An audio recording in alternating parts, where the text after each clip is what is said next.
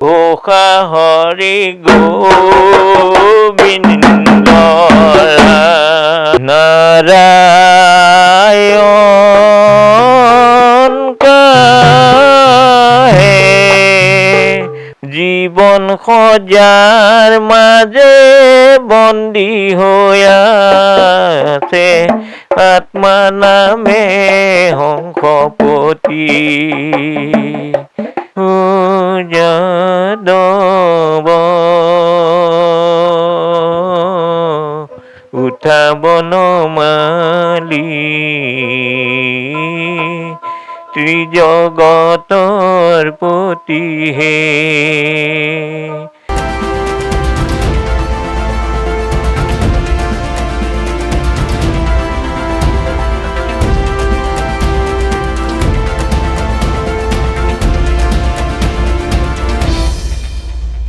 নমস্কাৰ, তেজছ ভাৰতৰ অন্য এক অনুষ্ঠান মনৰ কথাৰে, আৰু সেই মনৰ কথাৰে অনুষ্ঠানটি লৈ আমি উপস্থিত হৈছোঁহি বিশ্বনাথৰ বুঢ়ীগাংস্থিত এজন বিশেষ ব্যক্তিৰ ঘৰত, আৰু সেই ব্যক্তিজনৰ আছে সুপ্ত প্ৰতিভা।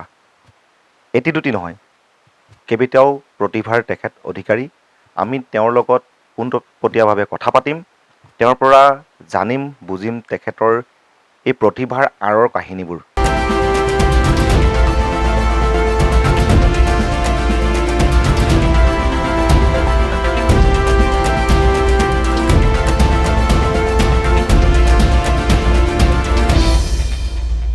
আমি বিশেষ দেৰি নকৰোঁ, আমি তেওঁৰ লগত কথা পাতোঁ। আমি চিনাকি কৰি দিব বিচাৰিছোঁ সেই ব্যক্তিজন, আমাৰ সকলোৱে শ্ৰদ্ধাৰ, সকলোৱে আদৰৰ যোগেন ভূঞা ডাঙৰীয়া। আৰু পোনপ্ৰথমে আপোনাক স্বাগতম জনাইছোঁ। নমস্কাৰ। পোনপ্ৰথমে আপোনাৰ যি পৰিচয়, আমাৰ দৰ্শকক আপুনি আপোনাৰ পৰিচয়টো দাঙি ধৰিব। কৃষ্ণ, মই শ্ৰী যোগেন ভূঞা, মই বুঢ়ীগাং নিবাসী। আৰু আমাক এই আপোনাসৱে এই স্থানটো দিয়াৰ কাৰণে আপোনাসবকো ধন্যবাদ। আমি সদায় সঁচাকৈ এনেকৈ আমি ভিতৰতে সোমাই থাকোঁ। আমাৰ ঈশ্বৰে দিয়া যি অকণমান এই অৱদান আমাৰ লগতেই থাকে, আমাৰ বিকাশ নহয়। গতিকতে আপোনাসবে অকণমান বাহিৰলৈ উলিয়াই দিয়াৰ যি চেষ্টা কৰিছে, আপোনাসবক আমাৰ ধন্যবাদ। কৃষ্ণ কৃষ্ণ। আমাৰ সন্মুখত কিছু দেৱবাদ্য। এতিয়া যদি মই আপোনালোকক ক'বলৈ যাওঁ, প্ৰত্যেকটো দেৱবাদ্যই তেখেতে খুব সুন্দৰভাৱে নিপুণতাৰে বজাব জানে। আমি তেওঁৰ পৰা কিছু কথা জানিম। এই দেৱবাদ্যসমূহ আপুনি নিজেই তৈয়াৰ কৰিছে নে ক্ৰয় কৰি আনিছে? কৃষ্ণ, ইয়াত মোৰ নিজৰ হাতে তৈয়াৰ কৰাও আছে আৰু ক্ৰয় কৰি অনাও আছে। আপুনি এই দেৱবাদ্যসমূহৰ ভিতৰত কি কি আপুনি নিজে তৈয়াৰ কৰিছে? ইয়াৰ ভিতৰত দোতৰাখন মই নিজে বনাইছোঁ, খঞ্জৰি ভাগ মই নিজে বনাইছোঁ, একতাৰা ভাগ মই নিজে বনাইছোঁ, আৰু গগনা যি দেখিছে, আপোনাৰ সবে দেখা নাই চাগে, এই গগনা আমি নিজে প্ৰস্তুত কৰা। এইখিনি ধন্যবাদ। আমি আমাৰ দৰ্শকৰ বাবে, যিহেতু দোতৰা ভাগ আমাৰ কাষত আছে, এই মুহূৰ্তত মই আপোনাৰ হাতত তুলি দিব বিচাৰিছোঁ, আৰু এই দোতৰা ভাগৰ যি সুৰ আমাৰ দৰ্শকৰ বাবে অকণমান আপুনি যদি বজাই শুনায় সঁচাই ভাল লাগিব। আমি অৱশ্যে কণ্ঠশিল্পী নহয়, আমি গীত নাগাওঁ। তথাপিতো কাৰোবাৰ লগত আমি সংগত কৰোঁ দোতৰা ভাগ লৈ। ইয়াতে আমি জুবিন গাৰ্গদেৱৰ তেখেতৰ কণ্ঠত নিগৰা যি এভাগ লোকগীত, সেই ভাগকে অকণমান আওৰাই দিছোঁ। কৃষ্ণ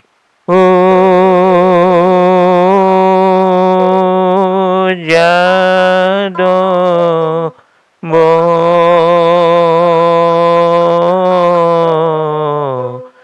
উঠা বনমালী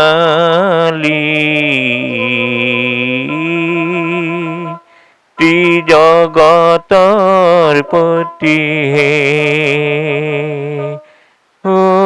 যাদৱ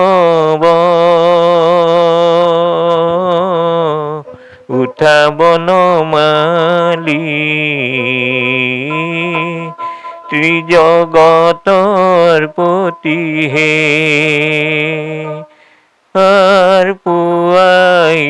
ৰজনী উঠা যদুমণি ৰজনী প্ৰভাত ভৈলা বনৰ হৰিণী বনতে লুকালে পশু দশু দিশে গৈলা ও যাদৱ উঠা বনমালী ত্ৰিজগতৰ পতি হে। খুব সুন্দৰ। আপোনাক বহুত বহুত ধন্যবাদ জ্ঞাপন কৰিছোঁ। এই যিহেতু এই দতৰা ভাগ আপুনি ইতিমধ্যে বজাই আমাৰ দৰ্শকসকলক যি আমোদ দিছে তাৰ বাবে আপোনাক বহুত বহুত ধন্যবাদ। আপোনাৰ পৰা কিছু কথা জানিম আমি। এই যি লোকবাদ্যসমূহ হয় বৰ্তমান আমি দৰ্শকক এটা কথা জনাব বিচাৰিছোঁ, যিহেতু বৰ্তমান সময়ত যি দেৱবাদ্য তথা লোকবাদ্যসমূহ যি প্ৰচাৰ প্ৰসাৰৰ ক্ষেত্ৰত কিছু লুপ্ত হোৱাৰ দিশত, অৰ্থাৎ আজিৰ প্ৰজন্মই এইসমূহ চৰ্চাৰ পৰা বিৰত থকা দেখা গৈছে, মানে কিছু কিছু ক্ষেত্ৰত।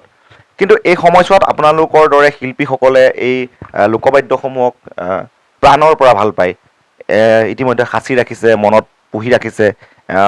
এইসমূহ আপুনি আনুষ্ঠানিকভাৱে ক'ৰবাত শিক্ষা লৈছে নেকি? কৃষ্ণ, তেনেকুৱা আনুষ্ঠানিক শিক্ষা আমাৰ নাই। আমি সৰুতে আগ দেখি তাক দেখি আমি সেই বাদ্যযন্ত্ৰীখিনিৰ লগত মনটো বৰ আকৰ্ষণ হৈছিলে। সেইকাৰণে আমি ক'ৰবাত কিবা এটা বাদ্যযন্ত্ৰী যদি আমি সৰুতে চুইছিলোঁ, কোনোবাই আমাক ঠাঁচকৈ চৰো মাৰি দিছিলে। গতিকতে সেইখিনি আৱেগ বাদ দি হ'লেও আমি আগুৱাই আহি আজি এই বাদ্যযন্ত্ৰসকল মানে বিশেষভাৱে নহ'লেও আনুষ্ঠানিকভাৱে আমি ক'ৰবাত বাদ্য সংগত কৰি আছোঁ আৰু সিমানেই। খুব ধন্যবাদ আপোনাক। যিহেতু আমাৰ মাজতে আমাৰ সন্মুখত ইতিমধ্যে মই আমাৰ দৰ্শকসকলক জনাইছোঁ কেইবা পদো যি দেৱবাদ্য আমাৰ সন্মুখতে আছে। আমি তাৰ পৰাই আৰু এপদ দেৱবাদ্য আপোনাৰ হাতত তুলি দিব বিচাৰিছোঁ। অকণমান যদি আমাৰ দৰ্শকৰ বাবে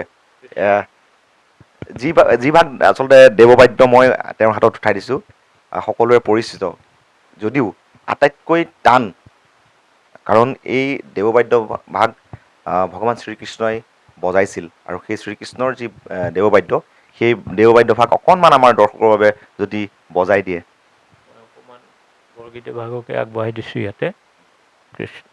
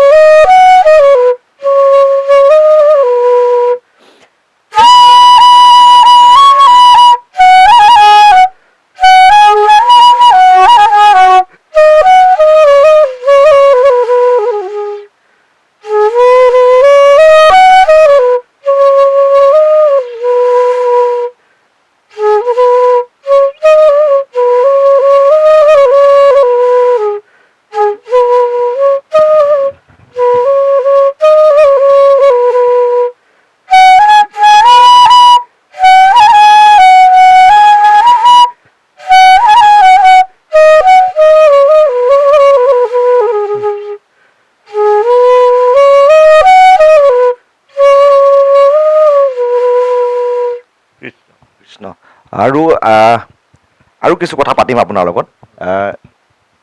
এই বাদ্যসমূহ ইতিমধ্যে দেখা পাইছোঁ আমি আপোনাৰ ঘৰত আপুনি খুব সযতনে ৰাখিছে। যি আমাৰ নৱপ্ৰজন্ম, সেই নৱপ্ৰজন্মক এই ক্ষেত্ৰত আপোনাৰ লগত কেতিয়াবা আহি এই নৱপ্ৰজন্মৰ কোনো যুৱক হওক যুৱতী হওক এই বাদ্যসমূহৰ বিষয়ে বা জানিবলৈ চেষ্টা কৰিছে নে, শিকিবলৈ কোনো চেষ্টা কৰা আপোনাৰ পৰিলক্ষিত হৈছে নেকি, দেখিছে নেকি? তেনেকুৱা কোনো নাই।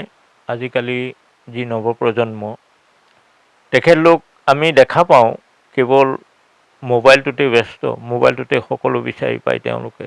আমাৰ এই যি কৃষ্টি সংস্কৃতিৰ যি দেৱবাদ্যসমূহ, এইসমূহ যি কোনোবাই এটা খোল বজাই বিশ্ব ৰেকৰ্ড গঢ়িছে, কোনোবাই এটা বাঁহী বজাই বিশ্ব ৰেকৰ্ড গঢ়িছে। গতিকতে আমাৰ যদি মোবাইলতেই ব্যস্ত থাকে তেতিয়া বিশ্ব ৰেকৰ্ড কেনেকৈ গঢ়িবলৈ সক্ষম হ'ব। আশা কৰোঁ আজি নৱপ্ৰজন্মই এই বাদ্যযন্ত্ৰসকল গ্ৰহণ কৰক আৰু তেওঁলোকো পাৰিলে বিশ্ব দৰবাৰত প্ৰতিষ্ঠিত হওক। এইখিনি। আৰু আমাৰ সন্মুখত আৰু এবিধ বাদ্য আছে, যিহেতু এই দেওবাদ্যসমূহ আপুনি কোনো ধৰণৰ আনুষ্ঠানিক শিক্ষা নোহোৱাকৈ নিজৰ যি অধ্যয়নৰ ফলত আপুনি বজাব শিকিছে। আমি যদি এই মুহূৰ্তত আমাৰ দৰ্শক মুহূৰ্তৰ বাবে নেগেৰাৰ এটি তাল আপুনি আমাক অকণমান বজাই শুনাই সঁচাই সুখী হ'ম আমি। চেষ্টা কৰিম। ওপৰে চন্দতা বহিছে জগনা, মেলিছে হাজাৰী ঘোষা হৰি গোবিন্দ। ওপৰে চন্দতা বহিছে জগনাত, মাধৱে ধৰিছে ঘোষা হৰি গোবিন্দ।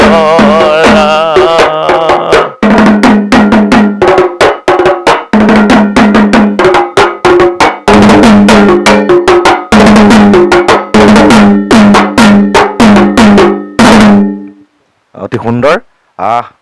আপোনালোকক ইতিমধ্যে মই জনাইছোঁৱেই, যিহেতু যি দেৱবাদ্য আৰু এই লোকবাদ্যসমূহ কোনো ধৰণৰ আনুষ্ঠানিক শিক্ষা গ্ৰহণ নকৰাকৈ খুব নিপুণভাৱে এনেধৰণে খুব কম সংখ্যক ব্যক্তিয়ে বজাব জানে। অৰ্থাৎ সেইজন ব্যক্তি, যিজন ব্যক্তিৰ কাষত আমি আছোঁ আজি উপস্থিত হৈছোঁ, সেই ব্যক্তিজন ভগৱান প্ৰদত্ত, সেই গুণসমূহ আচলতে ভগৱানৰ প্ৰদত্ত। গতিকে আমি তেওঁৰ পৰা আৰু কিছু বস্তু, যিহেতু আমাৰ সন্মুখত আছে কিছু দেৱবাদ্য, আমি সেই দেৱবাদ্যসমূহ তেওঁৰ হাতত উঠাই দিম আৰু তুলি দিম, আৰু সেই দেৱবাদ্যসমূহ তেখেতৰ যি আঙুলিৰ পৰশ, এই আঙুলিৰ পৰশতে আমি আপোনালোকৰ আগলৈ দাঙি ধৰিবলৈ চেষ্টা কৰিম। আমাৰ সন্মুখত আছে গুৰুজনাৰ সৃষ্টি যি খোল, এই খোলবিধ আপুনি ক'ৰবাত শিকিছে নেকি? নাই, মোৰ আনুষ্ঠানিক শিক্ষা নাই। মই নিজে যি সৰুৰ পৰা যেনেকৈ মানে ক'ত বজাই আমি শিকিছোঁ, সেই সিমানতেই সীমাবদ্ধ হৈ আছে। আমাৰ দৰ্শকৰ বাবে অকণমান যদি খোলটো বজাই দিয়ে। নিশ্চয়। কৃষ্ণ। এই খোলভাগ আমি এজন গুৰুজনাৰ এফাকি বৰগীতৰে আমি আৰম্ভ কৰিবলৈ লৈছোঁ। ভুল হ'লেও মাৰ্জনা কৰিব, আমাৰ যিহেতু আনুষ্ঠানিক শিক্ষা নাই। কৃষ্ণ। নাৰায়ণ কাহে ভকতি কৰোঁ তেৰা,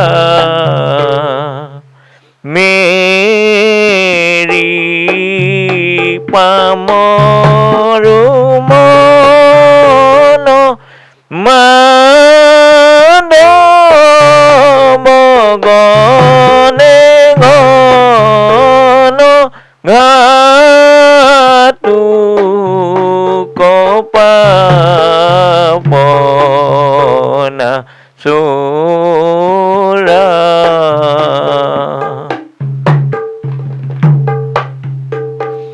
যত জীৱ জঙ্গম কীট পতঙ্গম অগণ গজগতেৰি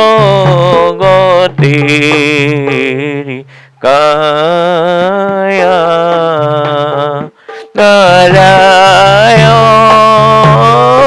কাহে ভকতি কৰোঁ তেৰা। ধন্যবাদ। আমাৰ সন্মুখত আৰু এবিধ বাদ্য আছে। মই বাদ্যবিধ আপোনাৰ হাতত তুলি দিব বিচাৰিছোঁ। আচলতে এই বাদ্যবিধৰ নাম কি বাৰু? এইভাগ কোনোবাই খঞ্জৰি বুলি কয়, কোনোবাই ডগৰ বুলিও কয়। আৰু এইভাগ আমি নিজৰ হাতেৰে প্ৰস্তুত কৰিছোঁ। আৰু ইয়াৰ যিটো চামৰা, সেই চামৰাটো গুই বুলি কয়, গুই চামৰা লগোৱা হৈছে। আৰু অন্য চামৰাও লগায়, কিন্তু ইয়াৰ শব্দটো অলপ মিঠা বুলি কোৱা যায়। কৃষ্ণ, চেষ্টা কৰিছোঁ অকণ বজাই দিবলৈ।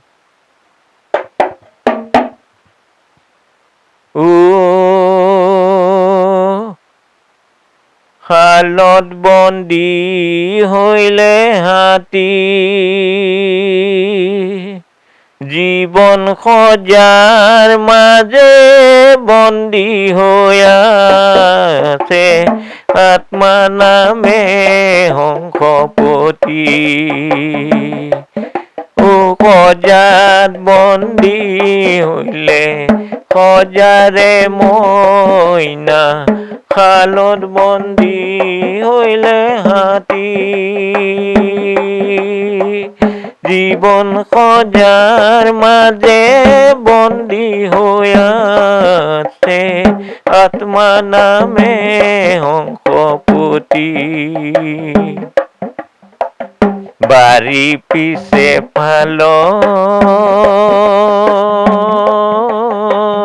জাতি বাঁহে জুপিও, সিও মোৰ সুদৰৰ ভাই, জীয়াই থাকো মানে কৰো কাটি কামি, মৰিলে লগতে যাই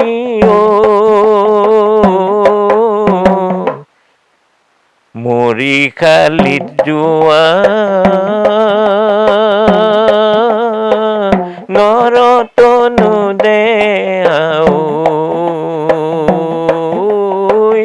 মৰি খালিত যোৱা নৰতনু দেও। ধন্যবাদ। এনেধৰণৰ সুপ্ত প্ৰতিভা লুকাই আছে গাঁওসমূহত, আৰু এইজন ব্যক্তিৰ এনেধৰণৰ বহু সুপ্ত প্ৰতিভা আপোনালোকৰ আগত আমি দাঙি ধৰিবলৈ চেষ্টা কৰিছোঁ।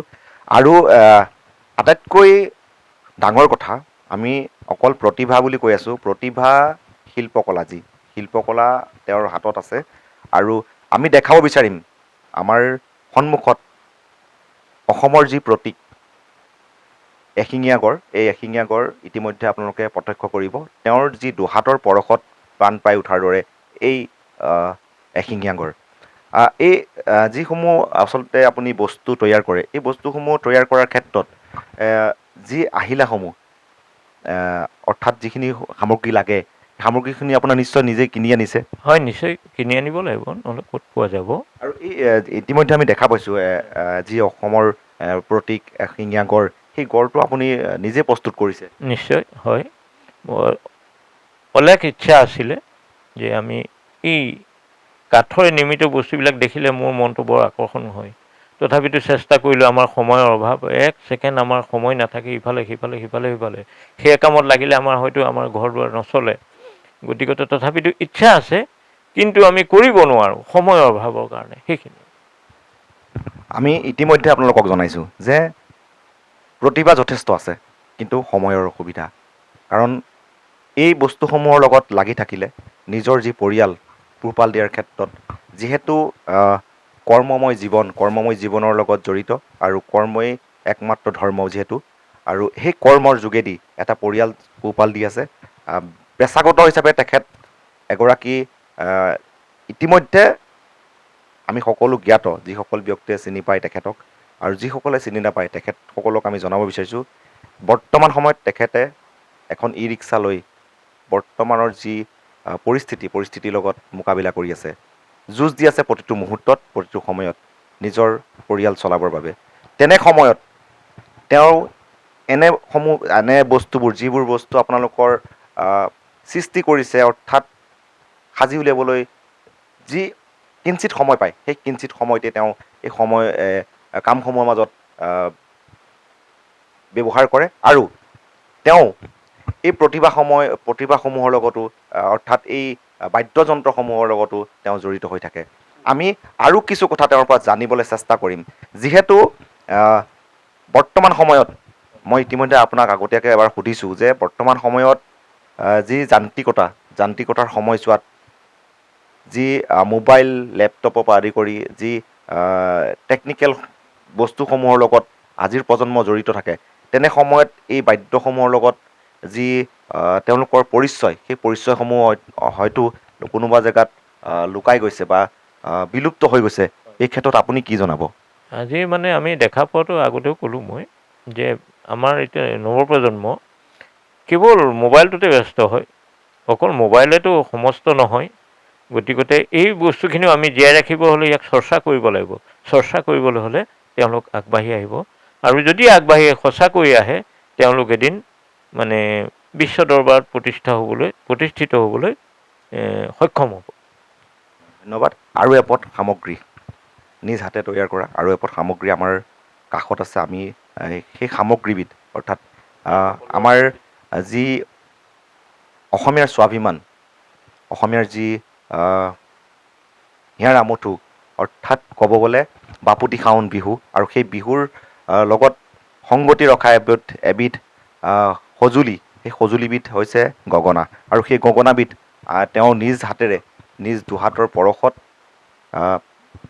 ইতিমধ্যে সৃষ্টি হৈছে। আমি তেওঁৰ পৰা সেই গগনাৰ কিছু সুৰ আমাৰ দৰ্শকক সকলক শুনাবলৈ চেষ্টা কৰিম। কৃষ্ণ।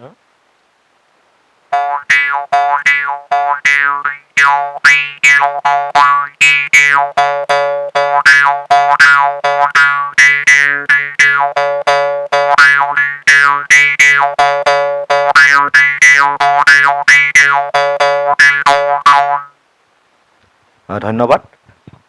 ইতিমধ্যে আপোনালোকক আমি জনালোঁ এজন সুপ্ত প্ৰতিভা থকা ব্যক্তি, যিজন ব্যক্তিৰ নাম যোগেন ভূঞা। তেখেতৰ আছে অনেক প্ৰতিভা, লোকবাদ্য, দেৱবাদ্য, যিসমূহ বাদ্য বৰ্তমান সময়ত লুপ্ত হোৱাৰ পথত, সেই তেনে সময়তে তেখেতে ধৰি ৰাখিছে। সেই সুপ্ত প্ৰতিভাৰ গৰাকী ব্যক্তিজনে এই দেৱবাদ্যসমূহ অৰ্থাৎ এই দেৱবাদ্যসমূহক চৰ্চাত বা অধ্যয়নত ৰাখিছে, আৰু অধ্যয়নত ৰখাৰ লগে লগে নৱপ্ৰজন্মক তেওঁ এটা বাৰ্তা দিব বিচাৰিছে, যি সময়ত নৱপ্ৰজন্মই বিশেষকৈ মোবাইলৰ প্ৰতি আকৃষ্ট হৈছে। তেনে সময়তে সেই নৱপ্ৰজন্মসকলক জনাব বিচাৰিছে যে দেৱবাদ্য, লোকবাদ্যসমূহ জীয়াই ৰখাৰ যি প্ৰৱণতা বৃদ্ধি কৰিব লাগে। কাৰণ দেখা গৈছে ইতিমধ্যে দেৱবাদ্য, লোকবাদ্যসমূহ দিনক দিনে যি দেৱবাদ্যৰ ওপৰত থকা ধাৰণাবোৰ আমাৰ সমাজৰ পৰা বিলুপ্তৰ পথত। গতিকে তেওঁ এটি আহ্বান কৰিছে। তেওঁ আহ্বানৰ লগত আমি সংগতি ৰাখি আমিও আপোনালোকক জনাব বিচাৰিছোঁ যে এই দেৱবাদ্যসমূহ, এই লোকবাদ্যসমূহ জীয়াই ৰখাত সকলো আগবাঢ়ি আহক। আৰু আমি আজিৰ এই অনুষ্ঠানটো ইমানতে সামৰিব লাগিব। তেখেতক পুনৰবাৰ আপোনাৰ পৰিয়াল তথা আপোনাৰ সুস্বাস্থ্য আমি কামনা কৰি আজিৰ এই মনৰ কথাৰে অনুষ্ঠানটি আমি ইমানতে সামৰিছোঁ। ধন্যবাদ। আৰু আপোনালোক সকলোকে পুনৰবাৰ ধন্যবাদ জ্ঞাপন কৰি আজিৰ অনুষ্ঠানটি ইমানতে সামৰিছোঁ। ধন্যবাদ। তেজছ ভাৰত।